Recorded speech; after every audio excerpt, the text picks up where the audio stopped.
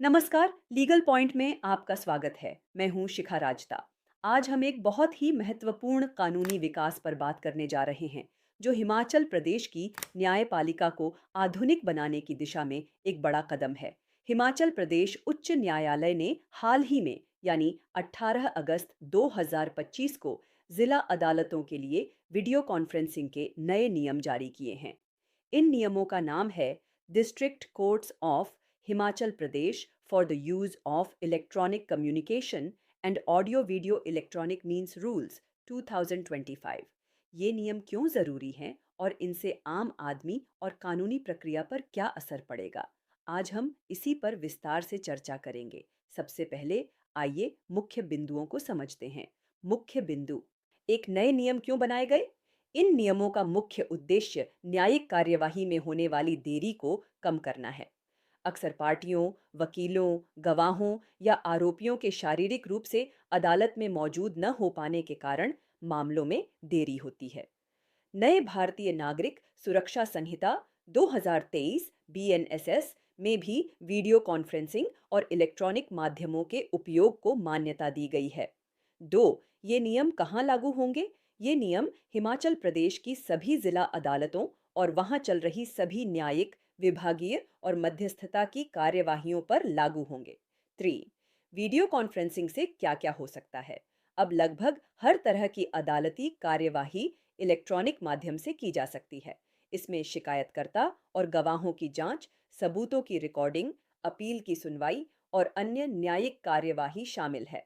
यहाँ तक कि आरोपी पर आरोप तय करना, गवाहों के बयान दर्ज करना और हिरासत में मौजूद आरोपी को फैसला सुनाना भी वीडियो कॉन्फ्रेंसिंग के जरिए संभव होगा। चौथी सुनवाई के दौरान किन बातों का ध्यान रखना होगा? वीडियो कॉन्फ्रेंसिंग के माध्यम से होने वाली सुनवाई को भी एक वास्तविक न्यायिक कार्यवाही ही माना जाएगा और अदालत का पूरा सम्मान और प्रोटोकॉल बनाए रखना होगा।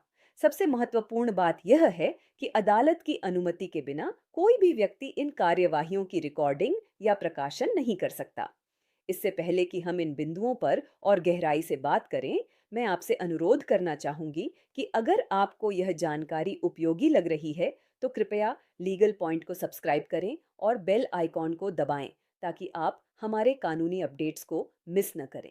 नियमों की विस्तृत जानकारी: आइए अब इन नियमों को थोड़ा और विस्तार से समझते हैं। कार्यवाही कैसे होगी? इन नियमों में पूरी प्रक्रिया को आसान और सुरक्षित बनाने के लिए कई प्रावधान किए गए हैं। कोऑर्डिनेटर की भूमिका: हर सुनवाई के लिए एक कोर्ट पॉइंट यानी अदालत और एक रिमोट पॉइंट जहां से व्यक्ति जो डेट रहा है होगा। इन दोनों जगहों पर एक कोऑर्डिनेटर नियुक्त किया जाएगा जो यह सुनिश्चित करेगा कि तकनीकी रूप से सब कुछ ठीक से काम कर रहा है। उदाहरण के लिए, अगर कोई गवाह जेल से गवाही दे रहा है, तो जेल अधीक्षक वहां के कोऑर्डिनेटर होंगे। अगर कोई विदेश में है, तो भारतीय दूतावास का एक अधिकारी कोऑर्डिनेटर की भूमिका निभाएगा। पहचान की पुष्टि: वीडियो कॉन्फ्रेंसिंग में शामिल होने वाले हर व्यक्ति को सरकार द्वारा मान्यता प्राप्त पहचान पत्र दिखाना होगा। तकनीकी सुरक्षा: नियमों में यह साफ कहा गया है कि अदालतें केवल उच्च न्यायालय या सरकार द्वारा अनुमोदित सुरक्षित वीडियो कॉन्फ्रेंसिंग सॉफ्टवेयर का ही उपयोग करेंगी, जिसमें एंड टू एंड एन्क्रिप्शन हो ताकि डेटा और गोपनीयता की रक्षा हो सके। यह जानकारी बहुत महत्वपूर्ण है, इसलिए इस वीडियो को अपने दोस्तों और परिवार के साथ ज़रूर शेयर करें। हमें लाइक और कमेंट करके बताएं कि आप इन नए नियमों के बारे में क्या सोचते हैं।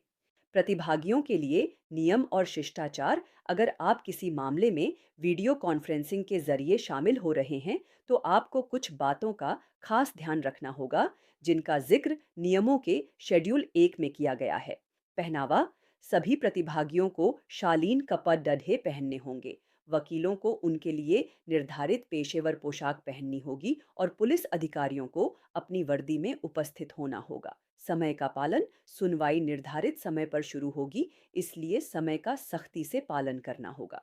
अदालत को संबोधित करना: जजों को सर, मैडम या योर ऑनर कहकर संबोधित किया जाएगा। शांत माहौल: आपको यह सुनिश्चित करना होगा कि आपके रिमोट पॉइंट पर शांति हो और किसी तरह का शोर या व्यवधान न हो। जब तक बोलने के लिए न कहा जाए, तब तक अपना माइक्रोफोन म्यूट रखना होगा। अन्य गतिविधियां न करें। सुनवाई के दौरान पूरा ध्यान कार्यवाही पर होना चाहिए। किसी भी अन्य गतिविधि में शामिल होने से बचें।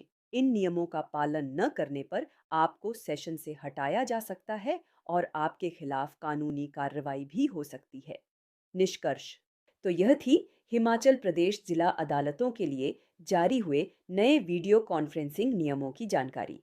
यह निश्चित रूप से न्याय प्रक्रिया को गति देने और इसे और अधिक सुलभ बनाने की दिशा में एक बढ़ा और सकारात्मक कदम है।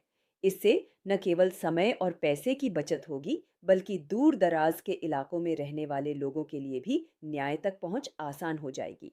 लीगल पॉइंट पर आने के लिए आपका धन्यवाद।